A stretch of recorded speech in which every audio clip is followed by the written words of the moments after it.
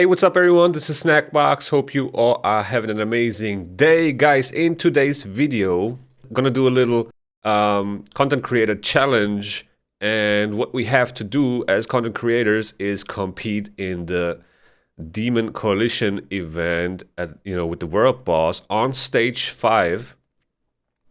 And whoever does the most damage here out of us content creators will be heavily rewarded. So yeah, I'm trying to win this, and what I got here is this team. So I already ran this like 2 or 3 times, and I got 152 million damage, which is not really a lot. There are a few key champions here that really increase your damage. As you can see, we have barbarians in here, ogrins, Night Revenants, Demon Spawn, and then Magic and Void Affinity. And we have, for example, Queen of Hearts in there, which is one of the only ally attack champions, right? But unfortunately, I don't have her. And yeah, so this is what I'm gonna go with. We got Togron in the lead spot with a lot of buffs, buff spreading, increasing the damage with his passive, and also increasing the HP of everybody so they would survive more. Also, he brings the increased speed, which helps a lot to take more turns and do more damage. Then we have Turvold, which is my nuker, my damage dealer, and he deals more damage, for every buff that he has. That is really important, but, there's a little bit of a problem here with the continuous heals because he has a skill that, makes him take an extra turn to buff himself and then attack. So every time he would use that, he's kind of losing the continuous heals. So that's kind of like a bad synergy, I would say so, with continuous heals. I wish I had different buffs in here, but it is what it is. Then we have Ugo, which is kind of like my, one of my only decreased defense champions that I have, or probably the best one that I have. Like I said, Queen of Hearts has the ally attack, decreased defense, so she would be a better fit in here instead of Ugo. Narma is here for placing debuffs, to fill up the debuff bar. She's in a Feral set, so because of that Feral set, I will get a lot more damage from Turvold. And then we have Opadine for turn meter boosting, okay? Alright, so let's see how this plays out. Actually, let me start this menu.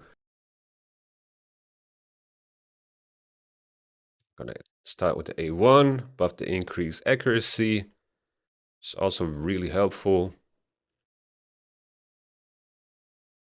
One, there we go. We got the weaken. Now we can actually buff up. I mean, now I could probably just run it on auto, I think. So I will also show you the team setup. I don't know why the Demon Lord resisted there. That shouldn't happen at all. I mean, Narma should have enough accuracy, but the Demon Lord, the clan boss, just resisted like 2 times in a row, which is very unfortunate. But yeah, now we got the poisons up.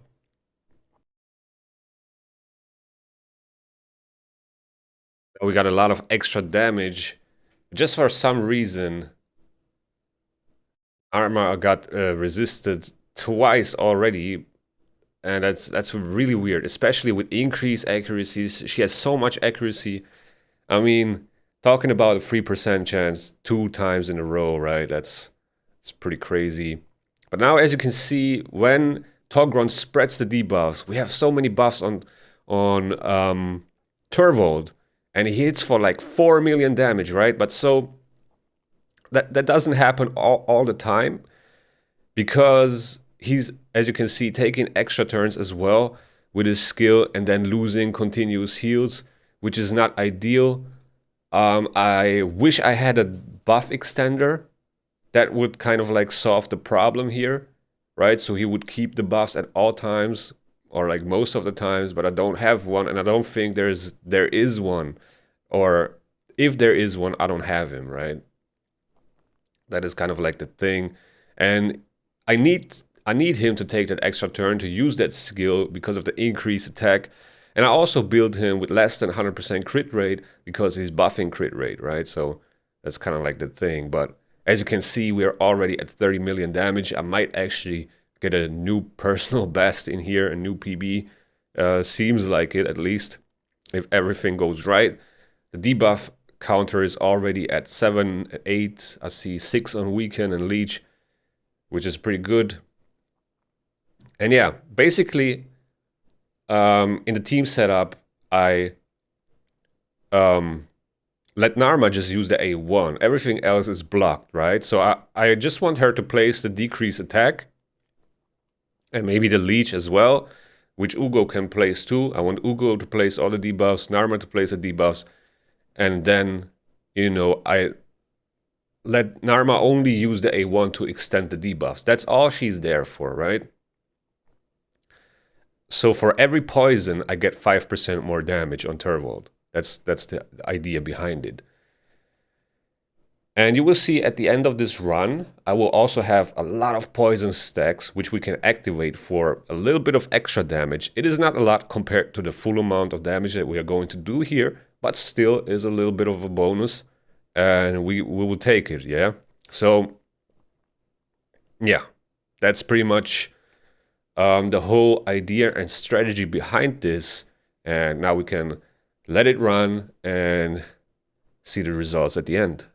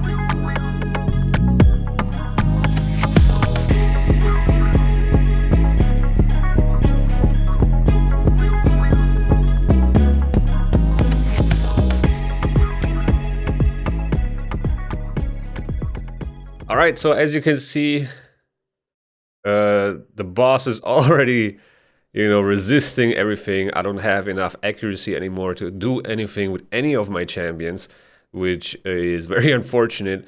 And yeah, you probably noticed that I'm losing all these continuous heals all the time. And I think there's a way to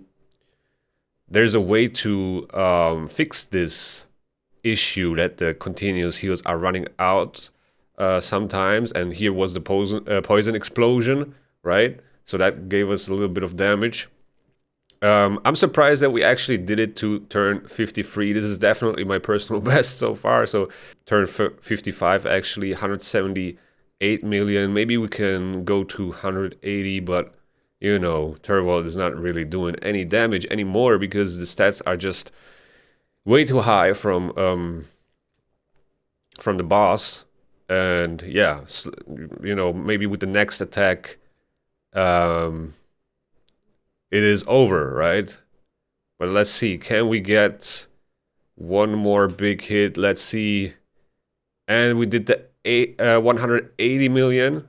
Narma is down. Now let's just keep running it on auto. So yeah, 180.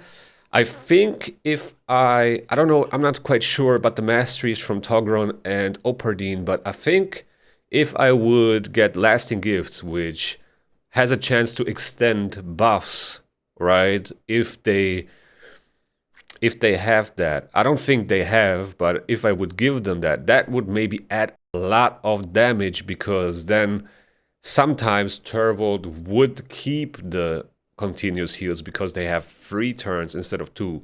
So yeah, actually new PB. 180, 181 almost.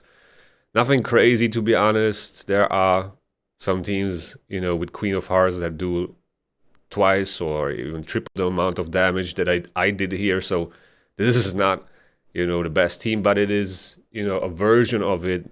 Turvold is definitely one of the best nukers you can use here because he's just gaining a lot of damage from buffs, right?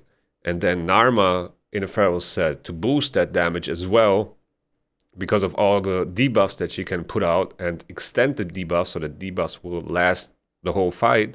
And Togron for the, you know, all the buffs and the turn meter boosting and the HP increase. So those 3 are definitely best in slot. And then Queen of Hearts and a Whisper would be amazing, I think. Or I think it's Arn that can be used here, Magic, Affinity, and Barbarian, which is also a very hard-hitting nuker. So Arn and Queen of Hearts for Ugo and Opardine would be best in slot. But yeah, now I'm going to show you all the builds, the gear, masteries, and everything else. Let's start off with Togron. Togron is actually very underrated. He's a very, very good support champion. He has this debuff spread on the A1. As you can see, he's not even fully booked on my account, but if you fully book him, he will do it all the time with his A1, right? So that's very important. Then he has the increased speed, the heal, the increased speed, continuous heals, and block debuffs on the A2, increased turn meter and cleanse, as well as the increased accuracy on A3. But this passive is the most important part because it increases allies' damage dealt by 10% if they currently have less HP than their target. And then also, every time he uses a skill, an active skill, he will increase allies' max HP by 10% and then his own too. So, in general, he's an amazing support. I gave him the 9-piece protection set because he's all about buffs, right? He doesn't have debuffs, he's all about buffs, so that does make sense. Journal of Necrotos for, you know, additional turn meter boosting. And yeah, he doesn't even have masteries, okay? So if I would get masteries on him, and then, you know, this would be probably the most important part, that he has a 30% chance to extend the duration of any buff cast by this champion by 1 turn. So if he puts up continuous heals, you know, for more than 2 turns, 3 turns, actually, or any buff, right, for 3 turns, then Turvold probably won't lose as many buffs as he did in the run that I showed you, or that we just did, right? So when Turvold then takes an extra turn, he will still have 1 turn left on the continuous heals, because remember, when you take a turn with Turvold, one of the continuous stacks will be already consumed, right? So then when he takes an extra turn, the continuous heal is gone if it's a 2-turn stack, right? So if there are 3 stacks, then he will keep 1 continuous heal for the big hit, right? So that is very important, and I think this is a key mastery for this to work properly. Unfortunately, I didn't get the masteries done. I do have enough gems to do so. Same thing for Operdine, but you know, I also need my gems for other stuff, so I can't really go all out on this. But this is definitely what you should do if you want to maximize the damage output here, right? Get this Lasting Gifts Mastery. This is very important for this comp to work properly. But as you saw, it still works relatively fine. Now, Operdine is also in a 4-piece, no, actually 5-piece protection set, and Relentless. Now, I don't get any extra damage from his buffs, which is fine though, because we are losing them anyway. All I want from him is actually, you know, extra turn meter boosting, right? So the Relentless set helps with that. Also, the Journal of Necrotos, only rank 2. Now he's also not completely booked. A1 is not completely booked, which helps with the turn meter boosting. I'm blocking the A2 because it's not really that helpful or doesn't do anything. I don't really need the heals. We have all the continuous heals in the world, right? So no problem. And then, you know, this is also not completely booked. The cooldown is not decreased. So yeah, we can get -1 cooldown on the next book here, which definitely would help to increase the damage a lot. So you can see there's a lot of room for improvement. I just don't have the resources to do all that, or some of them I don't want to invest into this. But this is kind of like the main part of Operdine that is very important here. Each time a continuous heal buff heals an ally, fills that ally's turn meter by 10%, which lets your team take a lot more turns. That is kind of like the key here. And no masteries, but like I said, Lasting Gifts is probably the thing that I would go for. That is very important. And then Lore of Steel. He doesn't need any accuracy or anything, so you can go support defense or support offense. But I think support defense would be the better route to go. Now let's talk about Turvold. As you can see, I have him in a 3-piece, or actually not 3-piece, but in 3 sets of Zeal. And that is because this performs better than 6 pieces of Merciless on the World Boss, because the defense from the World Boss is extremely low at start. So 3 sets of Zeal perform much better. You get extra crit damage and you get 36% extra damage, right? 3% damage for every 25% HP. So that's 12% if your Turvold is at 100% HP, which is most of the time the case when he takes a turn because of the continuous heals. So that's 12, 24, 36% extra damage, and that is a lot more damage than if you would ignore 35% more defense on the Warp Boss, on the Coalition event, right? This is specifically for this situation here because the defense ramps up and it's very low, so the Death Ignore doesn't add much to your damage. Okay, then some Merciless for additional attack and crit damage. And these are the stats. Actually, I forgot to show the stats from Togron and Operdine. I'm going to do that in a second. So 189 speed. He can be that slow, right? Obviously, if you can do it, you know, make him faster. His attack is also not that high, 7,000 attack. This is just the best I can do, right? And yeah, 413 crit damage, 200 accuracy is fine. You only need to place the weaken on his A1 once. I have the Cat's Gaze on him for additional Death Ignore. Then when he ramps up the defense, that he can actually deal more damage. But I guess you could use something like the Erratic Coronet, but then you have to place the weaken a couple of times, which is kind of tricky because Narma is extending the debuff. So I think Cat's Gaze is still the best choice here. And yeah. So he places the weaken on the A1, as I said.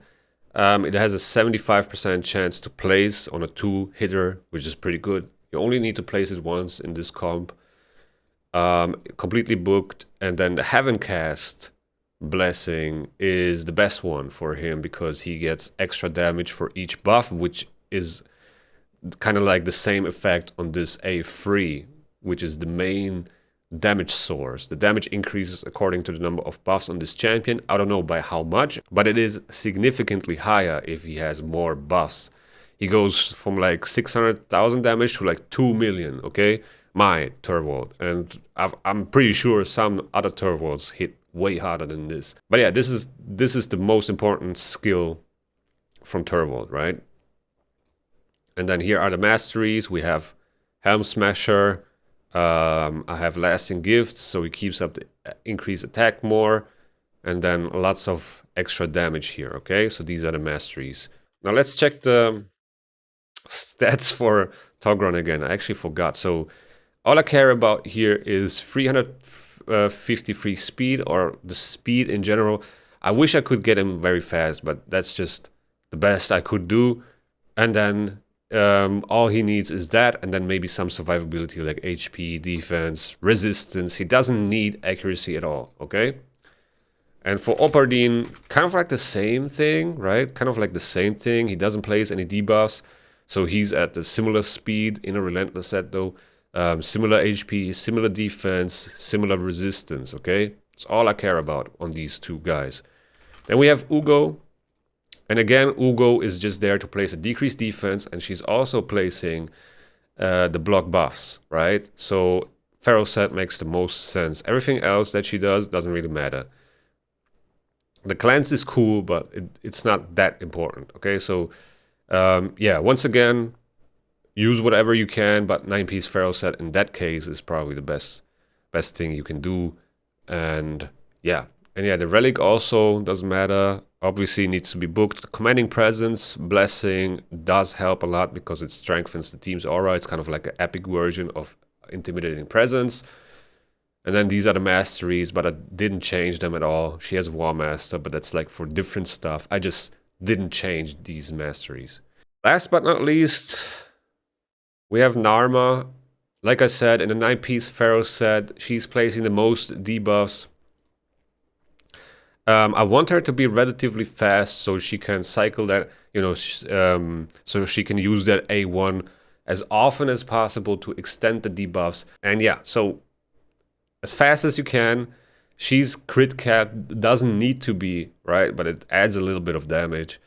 And then enough accuracy so she keeps, increasing the debuffs even when the world boss is ramping up resistance and, at like turn 40 or whatever.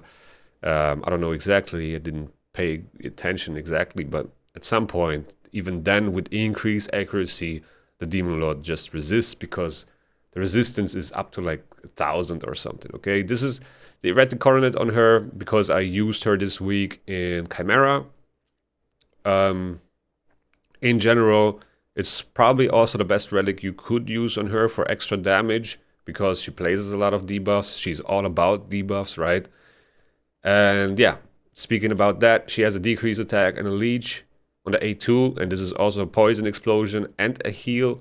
She has the debuff duration increase on the A1, which is very helpful, 75% chance, so most of the time it does increase the duration. This is very, very key for this. Then we have the poisons on the A3 and the poison sensitivity, but that doesn't really matter because she's placing poisons with her passive, okay? And the way it works is whenever an ally is attacked, she has a chance of placing a poison debuff on the attacker for 2 turns. And when she's attacked, the chance is 50%. And enemies under poison debuffs also inflict 5% less damage per each poison debuff on them. Okay, so we're decreasing the damage of the Demon Lord. We're doing more damage because of the poisons, because we have a feral set. And yeah, we also do more damage from the poisons, right? So it's a very, very nice synergy here. And then these are the masteries. But like I said, this is for Chimera stuff, okay? And here's the team setup. So we have Togron with the priority on the A2 and then second on the A3. Kind of like the same thing on Turvold here. You want to, prioritize the A2, then the A3. Prioritize A2 on Ugo. On Narma, I open up with the A2, but then I block it because I want to place a decreased attack and a leech and then not use it again. and then just use the A1 over and over again to extend the debuffs and block the A3. We don't need it because she's placing the poisons anyway with her passive, and we want to have 5 poisons up because of the damage mitigation here, okay?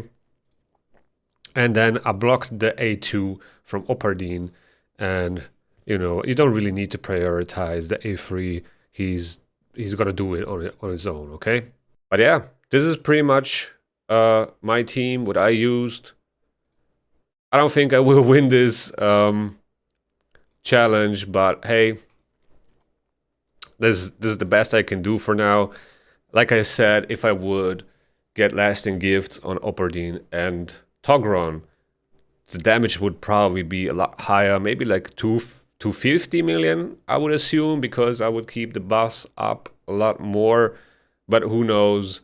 Maybe I will do it at some point, but I just don't feel like using 1,600 gems right now for this. So it is what it is. Let me know in the comments below if you like this team. I think it's very interesting that 3 Zeal sets actually perform better than six pieces of Merciless here on the Demon Lord because, you know, of the low defense at start. There's a very key information that not a lot of people know. Like, I feel like the top end, you know, does know it, but it's not very common to do it. Normally you run 6 pieces of Merciless and Zeal, but like I said, because of the defense that is so low at start, 3 Zeal sets actually perform much better. And yeah, oh yeah, almost completely forgot.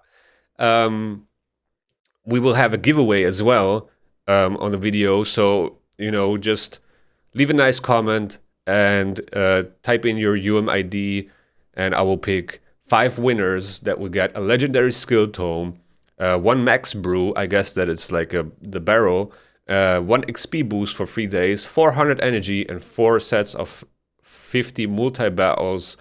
And yeah, like I said, just leave a nice comment, type in your UMID so I can send it directly to Plarium. And yeah, I will pick 5 winners, okay? So, with that being said, thank you guys for watching. I hope you enjoyed. If you enjoyed, please hit that like button. It really goes a long way. Also, subscribe to the channel if you want to see more raid content. If you liked this video, YouTube's gonna think that you like this one as well. Take care and see you in the next one.